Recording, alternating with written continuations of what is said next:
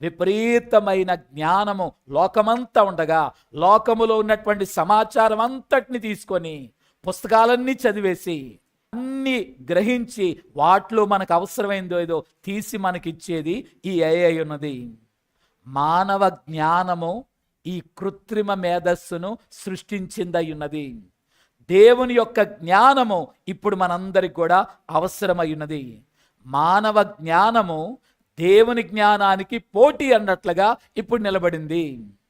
బాబేలు గోపురాన్ని కట్టినప్పుడు మానవుడైన వారందరి జ్ఞానముతో దేవుని ఎదుర్కొందాము అని వారు ఆ కార్యం చేశారు.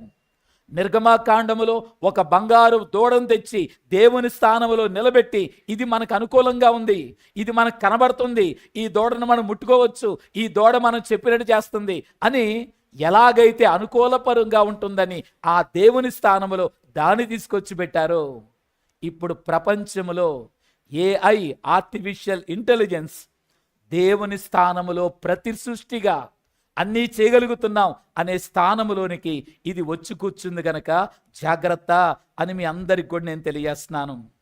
ఈ పరిస్థితిలో దేని మీద నేను ఆధారపడాలి? కృత్రిమ మేధస్సు మీద ఆధారపడాలా?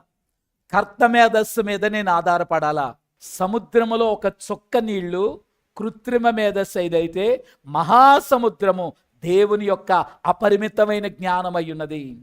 ఆ జ్ఞాన సంపన్నుడైన దేవుని సన్నిధిలో మనం కూర్చోవడం బట్టి కర్త యొక్క మేధస్సును, వింతైన జ్ఞానాన్ని దేవుడు మనందరికి కూడా అనుగ్రహించేవారై ఉన్నారు. కాబట్టమ్మా, కృత్రిమ మేధస్సును జయించాలంటే, దాని పట్టులోకి వెళ్లకుండా ఉండాలంటే చెప్పండి, ఏ మేధస్సు ఉండాలి? కర్త మేధస్సు కావాలి. చెప్పండి, ఏ కర్తమ్మా? సృష్టికర్త అయిన దేవుని మేధస్సు కావాలి.